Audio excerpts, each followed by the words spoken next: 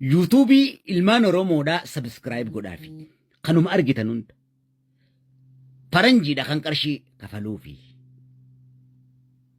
akkasitti ofaa danda'anii gargaarsi walii godhuu dandeenyu isa kana.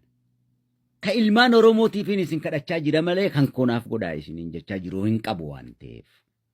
Ka ilmaan Oromoo immoo irra deemeetiin sabskiraayib godhaaf waa hundaan godhaaf fooloon godhaaf.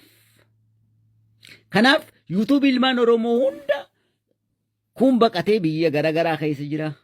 Kun biyya keessa rakkachaa jira. Kanaan akka of gargaaran gochuu dandeenya kan kafaluuf nuu miti faranjiidha. Nuti sabskiraayib qofa tuquufidha. Dubbii gabaabadha. Ittiin aadaa keenya afaan keenya waa hunda keenya ittiin barsiisaa jiru waan ta'eef zaasitiin hafiisinaaf kun waan mataa wal garagalchinuuf hin qabu. Help wal godhuu beekuu. Tajaajila namummaa jedhama. Kana qaroomiina wannin sitti haasa'u bilisummaa barumsasa. Gabrummaa sitti haasa'an oolu bilis gabrummaa bara meeqaan sitti haasa'e.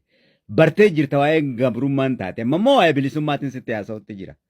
Ifaa bilisa taate yaada kee ibsachuu.